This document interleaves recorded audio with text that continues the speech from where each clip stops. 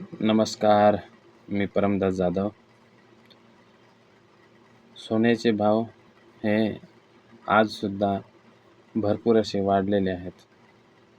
कारण जे अमेरिका-इराण जे युद्ध चालू होते, ते कुठंतरी एक अशी बातमी आली की युद्ध थांबण्याची घोषणा होणार आहे.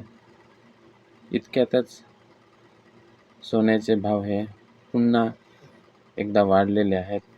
तर गेल्या काही दिवसापासून सोने आणि चांदीचे भाव हे अस्थिर असल्याचे आपल्याला पाहायला मिळाले होते. तर आपण बघितलं तर सोनं हे खाली आलेलं होतं. तर आज पुन्हा या सोन्याच्या भावामध्ये वाढ झालेली आहे. कारण अमेरिका-इराण युद्धजन्य परिस्थितीमुळे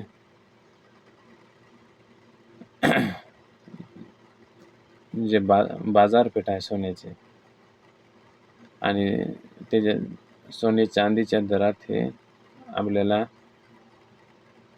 25 दिवसापासून चढ उतार आपल्याला पाहायला मिळाले आहे. तर कालपर्यंत घसरलेले सोन्याचे भाव आज पुन्हा वाढलेले आहेत. त्याच्या अगोदर सोने हे वरती होतं, भरपूर वरती, आणि नंतर ते परत खाली आलं. तर हा सर्वसामान्यांना मोठा धक्का आहे. कारण सोने अजून वाढत गेलेलं आहे. पहिले कमी झालं, आपल्याला वाटलं अजून कमी होईलच, पण ते परत अजून एकदा वाढलं. तर सोने चांदी आणि याच्यात भावात चांगलीच वाढ झालेली आहे. गेल्या 24 तासात सोन्याचे दर हे 4,000 रुपयांनी वाढलेले आहेत. तर चांदीचे दर हे 5,000 रुपयांनी वाढलेले आहेत. त्यामुळे पुन्हा एकदा सर्वसामान्यांना सोने खरेदी करताना 10 वेळा विचार करावा लागणार आहे. कारण पहिले थोडं तरी कमी झालं, पण अजून परत ते वाढले. तर आज 24 मार्च रोजी 10 ग्राम सोन्याचे दर हे GST सह 1,44,200 रुपयावर पोहोचलेले आहे.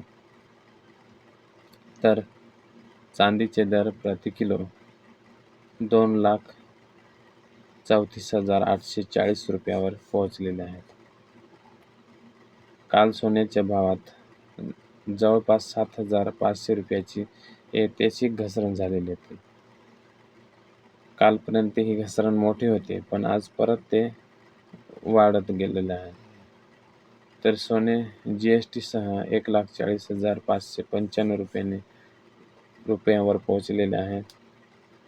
पण आज पुन्हा एकदा सोन्याच्या भावात आपल्याला वाढ होताना दिसली.